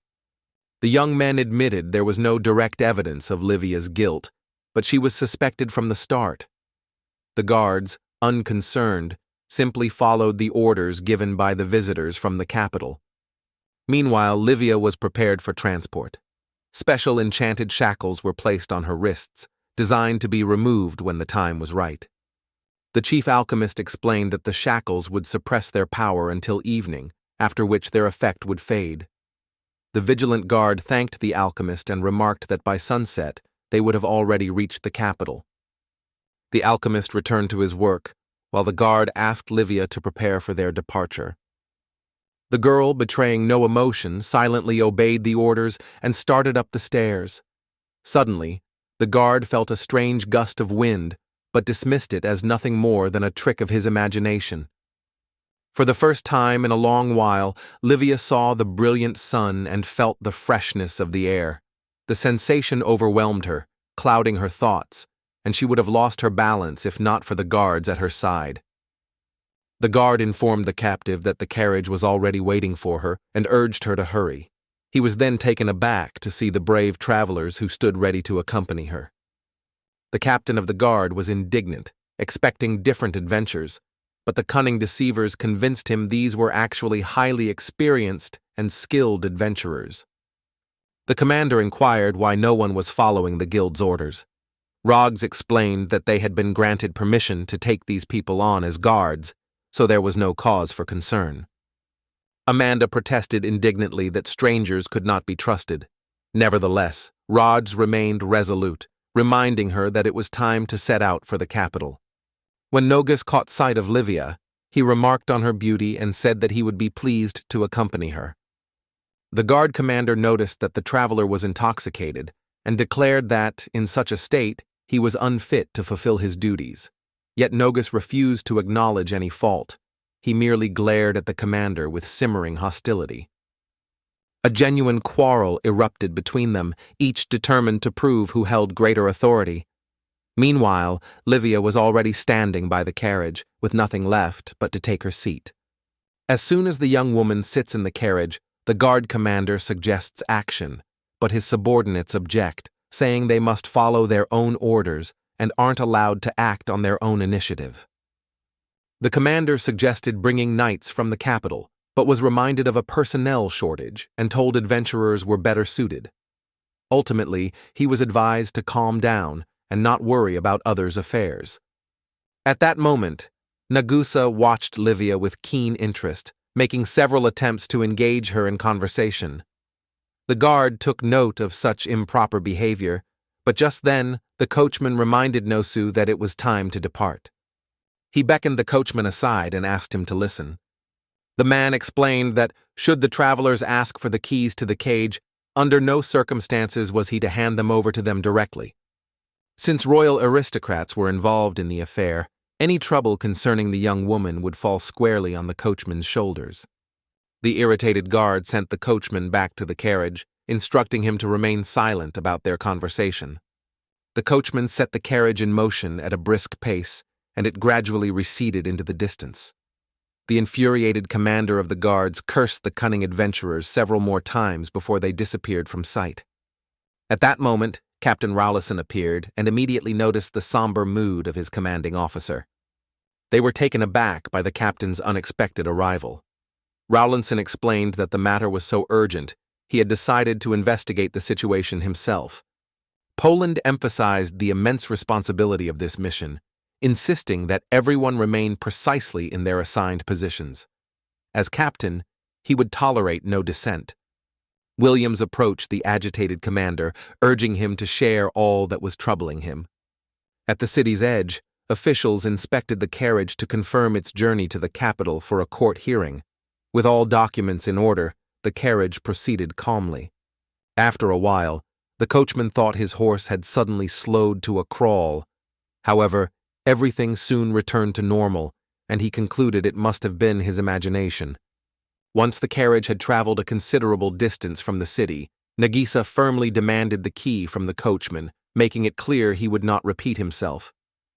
But their conversation was abruptly interrupted by a man standing by the roadside, pleading for a sip of water. Despite his northern temperament, Nagisa paused and chose to help, offering his canteen of water to the stranger. After receiving the water he so desperately needed, the stranger offered his belongings as a token of gratitude. Nagisa, however, declined, insisting that he wanted nothing in return. Eager to learn the name of his rescuer, the ranger addressed the traveler. Nagisa introduced himself with pride, assuring the ranger that he would soon become a true hero. Nagisa spurred his horse in an attempt to catch up with the cart, but the stranger only smiled after the would-be hero. After walking only a short distance, Noga found himself growing unbearably bored. His thoughts drifted once more to the beautiful girl locked away in the carriage. Noge asked the coachman to halt the carriage for a moment, as everyone needed a brief rest. The audacious adventurer insisted on receiving the carriage key, reinforcing his demand by striking the coachman several times. Soon Nogus obtained the key, and the adventurer impatiently unlocked the carriage, eager to revel in the beauty of the captive. To Nogus's astonishment and horror, the girl was nowhere to be found inside the carriage. In her place lay nothing but a rolled-up blanket.